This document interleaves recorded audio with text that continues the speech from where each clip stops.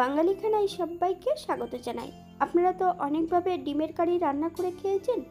একবার আমার মতন করে সহজ পদ্ধতিতে আপনিও শিখে নিতে পারবেন ছোট ছোট টিপস সহ।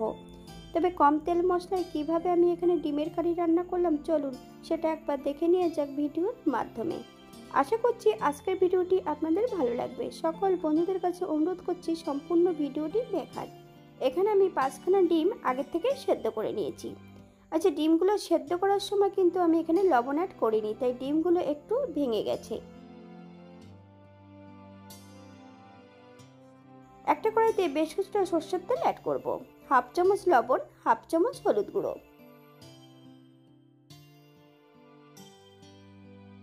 এই পর্যায়ে সম্পূর্ণ আলুগুলো আমি প্রথমে ভেজে নেব। আপনারা যদি পছন্দ করেন তাহলে আলুর পরিমাণটা বাড়িয়ে দিতে পারেন। বাঙালি রান্না ঘরোয়া উপকরণ দিয়ে আপনাদের যদি রান্নাগুলো পছন্দ হয় তাহলে চ্যানেলটি সাবস্ক্রাইব করে দিয়ে পাশে থাকবেন। পাশে থাকা বেলটি বাজিয়ে দেবেন, নইলে নিত্য নতুন রান্নার নোটিফিকেশন পাবেন না। এই পর্যায়ে সম্পূর্ণ আলুগুলো তেল থেকে আমি তুলে নেব। একই তেলের মধ্যে আবার একটু হলুদ গুঁড়ো, লবণ এবং কাশ্মীরি লঙ্কার গুঁড়ো অ্যাড করব। এই পর্যায়ে সম্পূর্ণ ডিমগুলো ভেজে নেব।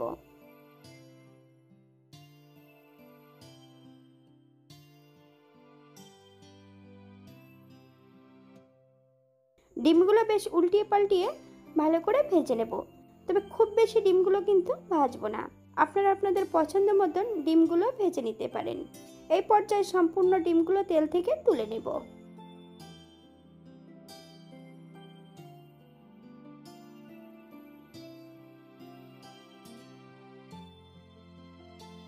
একই তেলে রান্না করব। ফোড়নে রেখেছি সাদা জিরে। ফোড়ন থেকে সুগন্ধ বেরোলে মিডিয়াম সাইজের একটা পেঁয়াজ সরু সরু করে কেটে অ্যাড করব।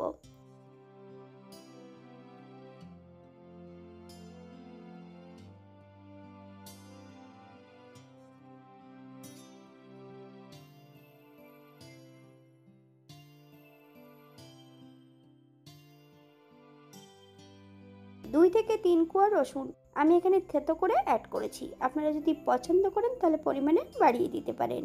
পেঁয়াজ রসুন থেকে যতক্ষণ কাঁচা গন্ধ বেরোবে ততক্ষণ বেশ ভালো করে ভেজে নেব।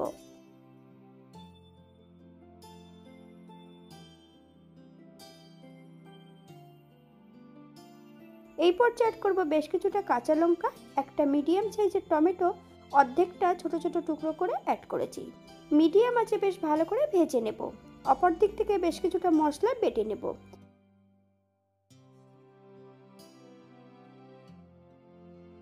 আদা, জিরে, ধনে, দারচিনি, এলাচ, লং, দুটো শুকনো লঙ্কা বেশ মিহি করে বেটে নিতে হবে। আপনারা এখানে গুঁড়ো মশলা দিয়েও এটা রান্না করতে পারেন।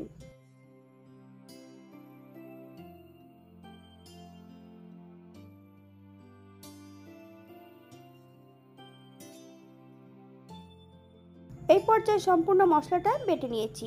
বাটা মশলার মধ্যে অন্যান্য উপকরণগুলো অ্যাড করে নেব। হাফ চামচ হলুদ গুঁড়ো, হাফ চামচ কাশ্মীরি লঙ্কার গুঁড়ো, এক চামচ কাঁচা সর্ষের তেল। এই পর্যায়ে সম্পূর্ণ মশলাটা অ্যাড করব।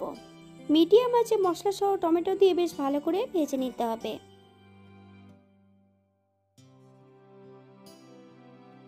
মশলা দেওয়া বাটি থেকে বেশ কিছুটা জল অ্যাড করব।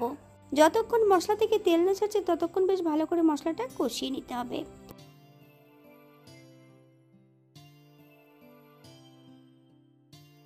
তবে মশলা কষানোর মাঝপথে আমি ভেজে রাখা সম্পূর্ণ আলুগুলো অ্যাড করব।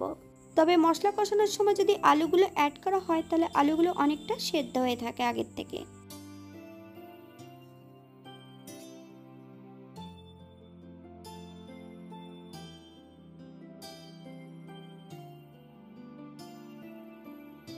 মিডিয়াম আছে বেশ কিছু সময় মশলা ও আলু সহ ভালো করে কষিয়ে নিতে হবে। এই পর্যায়ে অ্যাড করব হাফ চামচ লবণ। আপনারা স্বাদ অনুসারে লবণটা অ্যাড করবেন।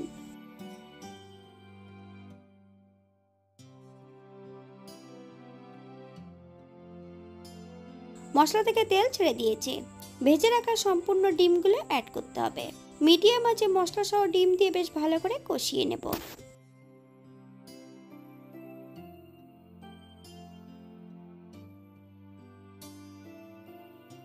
আমি এখানে গ্রেভির জন্য ঈশাদুষ্ণ 1 কাপ গরম জল অ্যাড করব।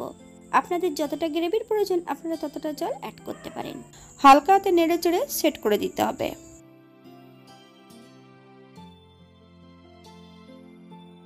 5 থেকে 7 মিনিটের জন্য ঢাকা দিয়ে রেখে দেব, অথবা যতক্ষণ আলুগুলো সেদ্ধ না হচ্ছে ততক্ষণ ঢাকা দিয়ে রেখে দিতে হবে।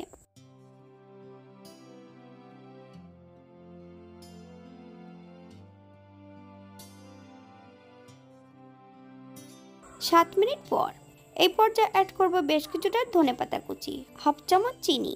আপনারা যদি চিনি পছন্দ করেন তাহলে অ্যাড করতে পারেন।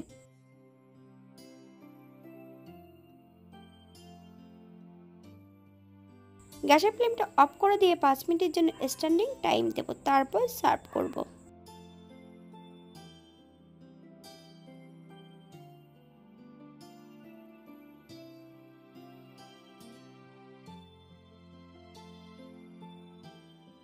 এটা দেখতে যেমন ভারী সুন্দর হচ্ছে, এটা গরম ভাতে, রুটি, পরোটা সবকিছুর সঙ্গে অসম্ভব ভালো লাগবে। আপনারা বাড়িতে একবার একই পদ্ধতিতে বানিয়ে নেবেন।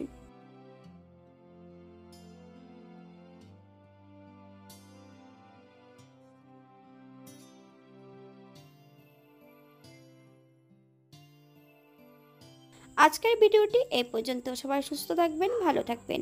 অন্যদিন নতুন রেসিপি নিয়ে আপনাদের সামনে আবার আমি হাজির হব। নতুন ও পুরনো সকল বন্ধুদের অসংখ্য ধন্যবাদ ভিডিওটি দেখার জন্য।